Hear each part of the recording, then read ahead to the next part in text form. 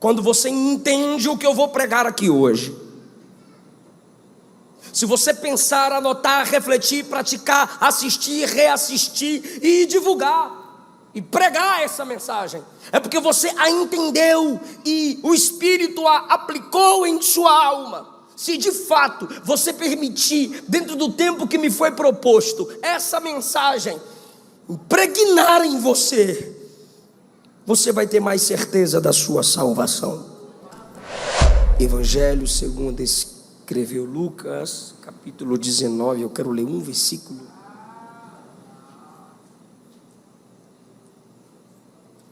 Um versículo que é o versículo 10, está escrito assim: porque o Filho do Homem veio buscar e salvar o perdido. Podem repetir isso, por favor? 1, 2, 3. Porque o Filho do Homem veio buscar e salvar o perdido. Por favor, se possível, não feche a sua Bíblia. Tome seu assento, por favor.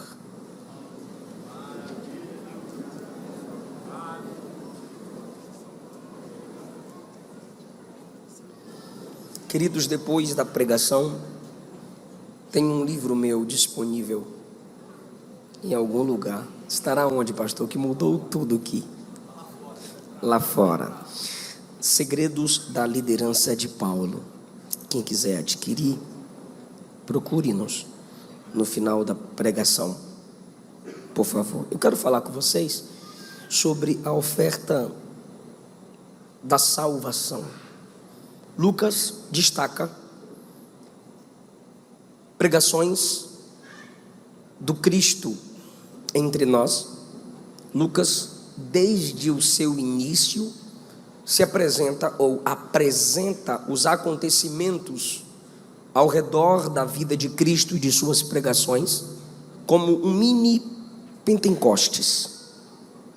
É onde se tem a efusão do Espírito Santo, o profetismo é restaurado, pessoas cheias do Espírito falam profeticamente.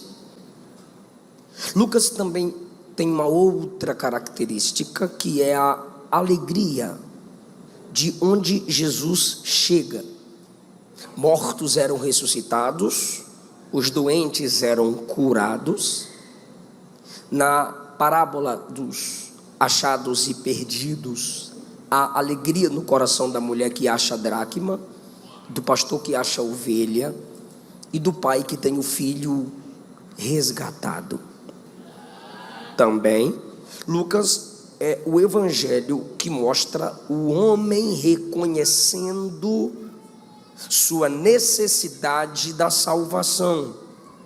Já começa com a palavra do anjo a Maria, dizendo que o Cristo que dela nasceria, através do mistério da encarnação, salvaria o homem dos seus pecados.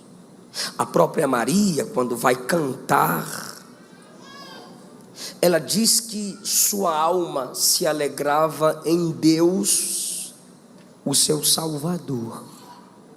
Pedro, quando tem o chamado de Jesus após a pescaria maravilhosa, ele reconhece pecador e diz a Jesus: afasta-te de mim, porque eu sou homem pecador. Há um reconhecimento nas palavras de Lucas da pecaminosidade humana. O centurião, quando Jesus disse que entraria na casa dele, ele disse: eu não sou digno de te receber na minha casa. Ele estava mostrando a indignidade humana de receber o santo de Deus. E no capítulo 19, o próprio Jesus diz que o homem é perdido. E essa é a condição do homem, e quando eu falo homem, eu estou falando da humanidade. Essa é a condição da humanidade aos olhos de Jesus. Se essa não fosse a condição da humanidade, e eu não digo situação, eu digo condição, porque situação é algo passageiro. Agora, a condição é a natureza humana. A condição do homem é perdido. E foi Jesus quem disse: o Filho do Homem, Jesus, veio buscar, eu sei onde o homem está, veio salvar o que se perdeu. Ele é o Salvador, e o ser humano é o perdido. Acho que foi a última mensagem que preguei aqui sobre a depravação total. O perdido é o fora do lugar, o que se desligou de Deus, e por si próprio não pode se religar a Deus, porque ele é perdido. O perdido é aquele que não se encontra, e não encontra por si só o caminho. E quem é o Salvador? Aquele que encontra o perdido. Mas entenda que Jesus não disse que ele veio procurar o perdido, porque quem procura está perdido. Ele veio buscar o perdido. O perdido procura, mas o Salvador busca, porque quem procura não sabe onde está, mas quem busca sabe onde achar, o que fazer e como restaurar. O homem é o perdido. Jesus é o Salvador. Enquanto não há esse reconhecimento em nós, não há fé.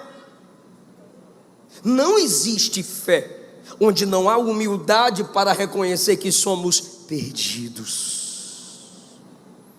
A gente canta, achei Jesus, porque a gente pensa no que encontramos ao sermos encontrados. Mas na realidade, a salvação é Cristo nos encontrando. Ele veio a nós, Ele encarnou, Ele foi, mas não nos deixou órfãos. Ele enviou o Espírito, capacitou a igreja, e essa igreja capacitada nos apresenta a mensagem da salvação. Desde o Éden, o homem se perdeu. Se em Adão nos perdemos, em Cristo somos encontrados. Apresentado esse pano de fundo, dada soteriologicamente falando, essa visão panorâmica do Evangelho segundo escreveu Dr. Lucas, eu quero me valer da história de Zaqueu para falar a vocês sobre a oferta da salvação. Por que oferta? Vou usar 3 textos básicos. Salmo 49, a partir do verso 6. Aqueles que confiam em seus bens e se orgulham de suas riquezas, eu fico tranquilo, diz Davi. Eu sei que nenhum deles, por mais rico que seja, pode salvar alguém da morte. Ninguém, por mais rico que seja, pode pagar a Deus o preço da salvação. Verso 8 ele diz: o resgate de uma vida não tem preço, não se pode pensar em pagar, para continuar vivendo eternamente sem enfrentar a morte. Mas Deus livrará a minha vida, verso 15, do poder da morte, e quando eu morrer, Ele me levará para si. Ele está deixando claro que não há ninguém que, por mais rico que seja, pode pagar pela salvação de alguém, pois o dinheiro não compra a salvação. É uma oferta divina a mendigos humanos. 1 Coríntios 6:20, já não falando sobre ímpios, mas escrevendo à igreja, Paulo diz: porque Deus comprou vocês por preço elevado. Portanto, glorifiquem a Deus com o seu corpo. Deus comprou vocês. Paulo está usando a imagem de escravos, e o escravocrata é Satanás. E pelo sangue de Jesus derramado, o preço pelo resgate foi pago. E porque você foi comprado pelo sangue derramado na cruz, o diabo não mais tem poder para te escravizar. E o terceiro texto base, Hebreus 10:4, o escritor aos Hebreus diz: porque é impossível que o sangue de touros e dos bodes tire os pecados. Ele está fazendo uma alusão às ofertas do Antigo Testamento, porque quando os homens pecavam, eles ofereciam certos animais para que os pecados fossem cobertos. Mas tudo isso apontava para o Salvador que viria, o Cordeiro de Deus, que não cobre o pecado, mas que tira o pecado. Sabendo disso, o escritor aos Hebreus diz: é impossível que o sangue de touros e dos bodes tire os pecados. Por isso, verso 5, o escritor aos Hebreus no capítulo 10 diz: entrando no mundo, está falando da encarnação de Cristo. Quando Jesus entrou no mundo, diz Hebreus 10:5, ele disse ao Pai: sacrifício e oferta não quiseste, por isso corpo me preparaste.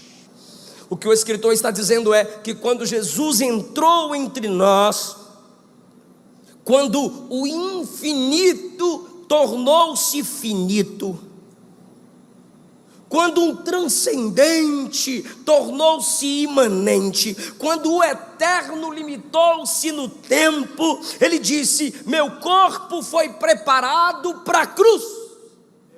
Meu corpo foi preparado para receber nele o preço, o juízo, a dor pelos pecados da humanidade. Por isso Isaías 53 diz que ele foi moído. Ele não simplesmente sangrou, ele não simplesmente teve hematomas, não. Os pecados do mundo inteiro, passado, presente e futuro, foram lançados sobre ele. A divindade sabia dos nossos pecados, e o preço por esses pecados foram lançados sobre Cristo na cruz, e ele bebeu esse cálice. Por isso ele foi moído pelas nossas transgressões, nenhum corpo suportaria. Por isso ele diz ainda em Hebreus 10, a partir do 5: eis aqui, ó Deus, para fazer a sua vontade. A vontade de Deus era que alguém pagasse o preço pelos seus pecados. A ira de Deus deveria ser satisfeita, porque Deus odeia o pecado. O pecado é uma afronta à santa natureza de Deus. E o homem que pode se perder não pode se salvar. Por isso que o Cristo que não pode se perder é o único que pode nos salvar. Tudo isso, pastor, para quê? Se você crer, você é salvo. E se não crer, pastor, vai para o inferno. É condenado. É não, já está. Só permanece condenado. Já nasce debaixo de condenação. Quando você entende o que eu vou pregar aqui hoje, se você pensar, anotar, refletir, praticar, assistir, reassistir e divulgar e pregar essa mensagem, é porque você a entendeu e o Espírito a aplicou em sua alma. Se de fato você permitir, dentro do tempo que me foi proposto, essa mensagem impregnar em você, você vai ter mais certeza da sua salvação. Em primeiro lugar, a salvação é um presente. Verso 1, Jesus entrou em Jericó. Verso 1, Jesus atravessava a cidade. Verso 5, Jesus chegou debaixo da árvore em que Zaqueu estava. Verso 5, Jesus chama Zaqueu pelo nome. Verso 5, Jesus se oferece a entrar na casa de Zaqueu.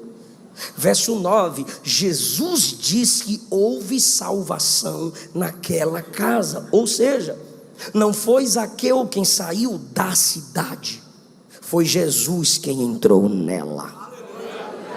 Não foi Zaqueu quem da árvore disse: vamos lá em casa tomar um café. Não, foi Jesus que debaixo da árvore disse: eu vou entrar na tua casa hoje. Não foi Zaqueu que da árvore olhou para baixo e disse: e aí, Jesus? Não, foi Jesus que, cercado por uma grande multidão, parou e deu atenção àquele homem pequeno, do menor que eu duvido, pequeno, pecador. Foi Jesus quem olhou para ele, foi Jesus quem o viu, foi Jesus quem o chamou pelo nome. E você percebe que no versículo de número 7, as pessoas começaram a reclamar de Zaqueu. Quando Jesus está na casa de Zaqueu, no versículo 7, a Bíblia diz que os homens do lado de fora murmuravam, dizendo que Jesus se hospedara na casa de um homem pecador, como se todos eles fossem santos.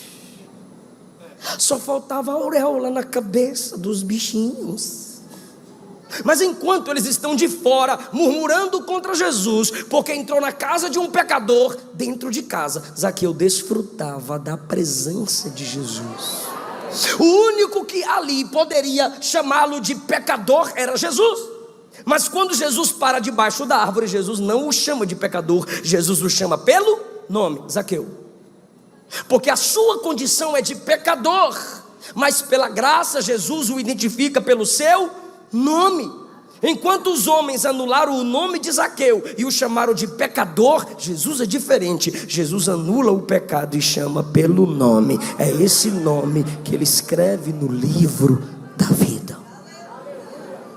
Por isso eu digo, a salvação é um presente.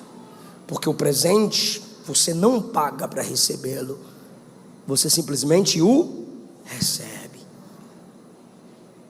Segundo, a salvação é um presente, mas é preciso disposição para recebê-lo.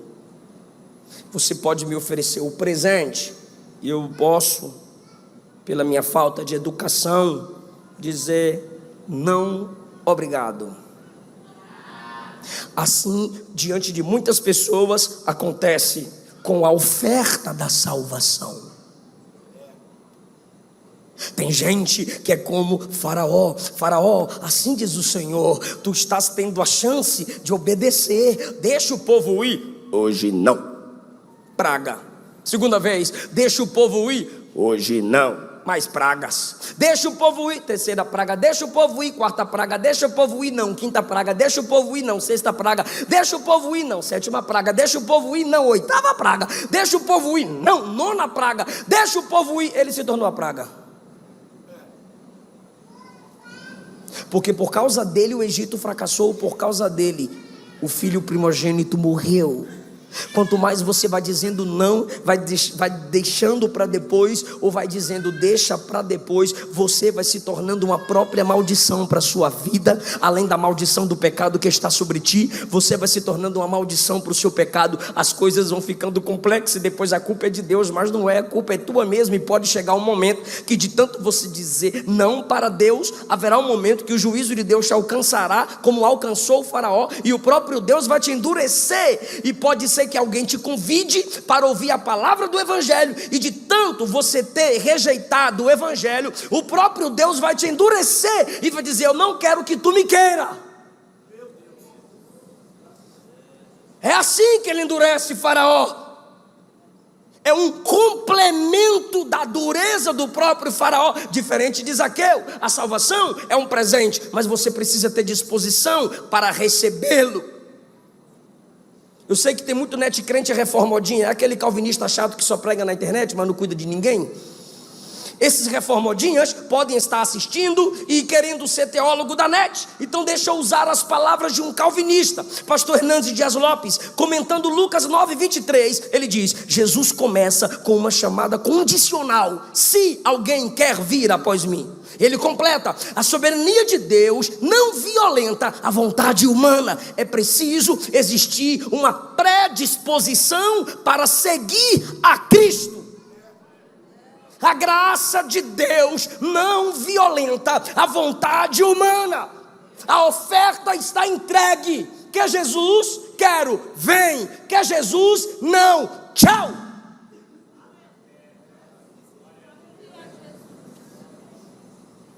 Estevão diz: não. Ele diz: vocês resistiram o Espírito Santo. O escritor aos Hebreus, capítulos 2 e 3 diz: se hoje ouvirdes a voz do Senhor teu Deus, não endureçais o vosso coração. A graça se apresenta, mas você precisa responder. A mensagem é pregada, mas não adianta dizer de boa, legal, top a mensagem. Não, pratique a palavra, exercite a mensagem. Por quê? Olha só, vou provar no texto. Jesus entrando, graça. Zaqueu sobe na árvore, resposta humana. Jesus chama Zaqueu pelo nome, graça. Resposta de Zaqueu, ele desce da árvore. Jesus entra na casa e se cala, graça. Resposta de Zaqueu: Senhor, se eu defraudei alguém, eu restituo 4 vezes mais, e metade dos meus bens eu darei aos pobres. Ele reconheceu que não era mais o dinheiro o seu senhor. Quando Jesus entra na vida do homem, Jesus se torna o Senhor. Quando Zaqueu responde, aí Jesus confirma: hoje veio salvação nessa casa. Está no texto. Jesus não diz que houve salvação na casa enquanto Zaqueu não responde. Está aí. Jesus entra na casa, Zaqueu entra na casa. Zaqueu se senta, eu imagino. Jesus também se senta. Zaqueu calado estava, Jesus calado também fica. Quando Zaqueu se levanta e fala, aí Jesus diz: agora eu falo. Porque ele respondeu à graça oferecida, à salvação oferecida.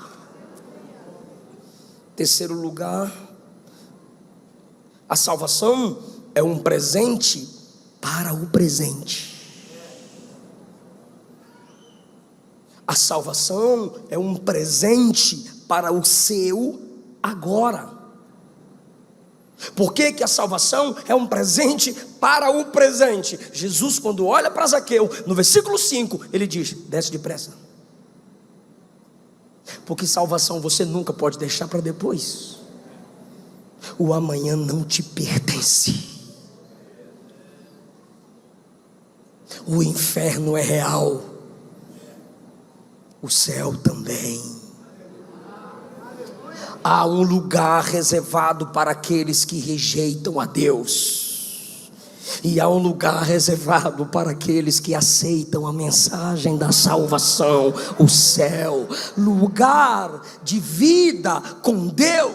Jesus olhou para Zaqueu e disse: desce depressa. Por que depressa? Era a última vez que Jesus entrava em Jericó. Naquela semana Jesus seria preso, interrogado, crucificado. E depois de crucificado ele seria sepultado. E depois de sepultado ele seria ressuscitado. E depois de ressuscitado ele seria assunto aos céus. Era a última oportunidade de Jericó. E em Jericó só o cego e Zaqueu foram salvos. A última oportunidade. Meu corpo arrepia enquanto eu falo isso. Eu não sou menino pentecostal, eu não sou animador de auditório. Meu corpo arrepia com a verdade dessa palavra. Deus está dizendo a alguém: apressa-te por tua vida, escapa-te por tua vida.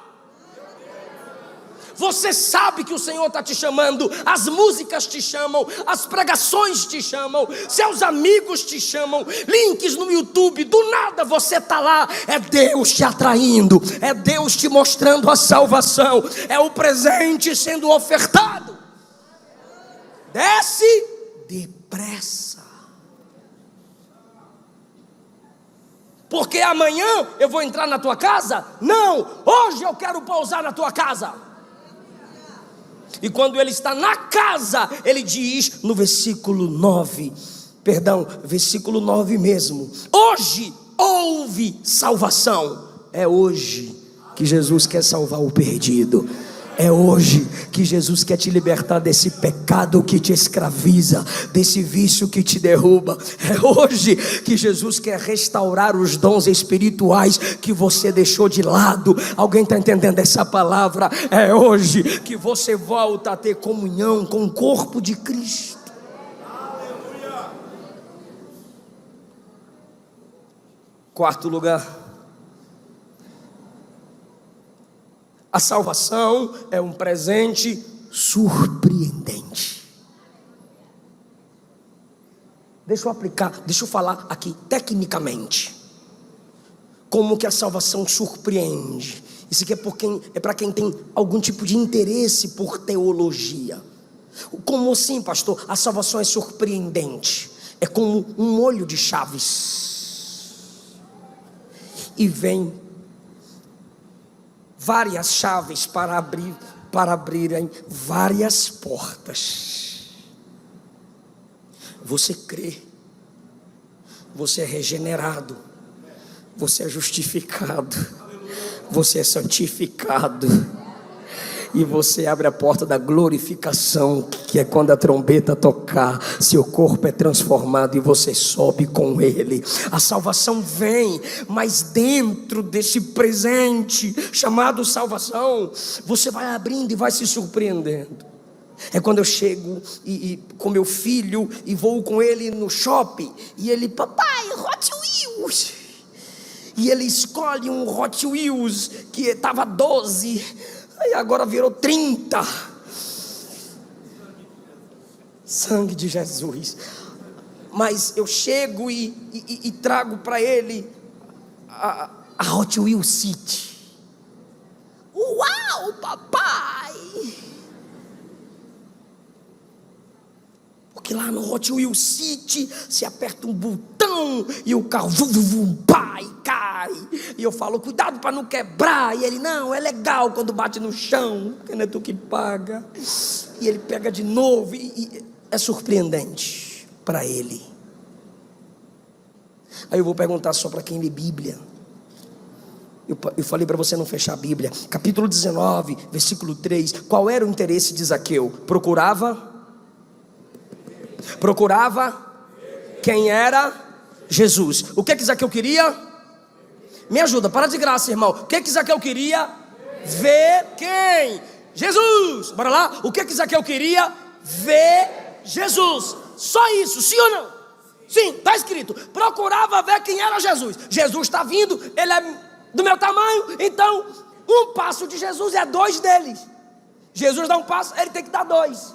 E ele passa na frente da multidão, sobe na árvore, e era coisa de menino subir na árvore, e ele vira menino para ter um encontro com Jesus, sobe na árvore, porque vê-lo era suficiente. Sabe quando você canta: eu quero conhecer Jesus? Para ele era suficiente. Em cima da árvore: olha ele, olha, eu estou vendo ele. Que legal! Acabou. Só de vê-lo para Zaqueu era suficiente. Mas a salvação é surpreendente. Só quem foi alcançado por ela vai entender isso aqui. Ele queria ver, foi visto. Ele queria ver, foi chamado. Ele só queria ver, foi salvo. Ele só queria ver, foi visitado dentro de casa. Ele só queria ver, foi transformado. A salvação é surpreendente. Irmão, sabe por que eu tenho certeza que Deus vai fazer muito mais do que você imagina? Porque Ele já salvou você. Você já tem o principal. Se você tem o principal, o resto é fichinha para Jeová, irmão. O mais importante é a vida eterna. Agora tu fica aí nessa vida de pecado querendo fazer campanha. É só paliativos. Eu estou te ofertando a maior riqueza que o homem pode ter: comunhão com Jesus, certeza da salvação, garantia interna e eterna. Se eu morrer, morro com Jesus, estou seguro nos braços dele, e se a trombeta tocar, eu vou ao encontro do Senhor nos ares. A salvação, último lugar, é um presente que gera mudanças. Eu gostei do glória. A salvação é um presente que gera mudanças. Quando eu não tinha casado, eu não recebia presente da esposa. Aí eu mesmo comprava minha roupa. O bichinho era feinho, se vestia mal. Aí a gente casa, a esposa vem, ela vai lá na loja e ela escolhe o terno e ela veste o terno. Por isso que é bom casar com quem é do nosso tamanho. Ela veste o terno e pronto. Ela põe até um sapato, gravata, tal. Ah, tá bom, dá nele. Gera mudanças. Existem presentes que geram mudanças. Tinha um amigo que tinha um mau cheiro no sobaco. Aí todo aniversário eu dava um kit boticário para ele. Desodorante, cremezinho, rolon ou spray. Até ele entender o mistério. Quando ele entendeu o mistério, mudou. O fedorento ficava cheiroso. Eu lia muitos livros de autoajuda. E de repente, o Edmilson Dias, um amigo, começou a me presentear com livros teológicos. Mudou a minha mensagem. Porque existem presentes que geram mudanças.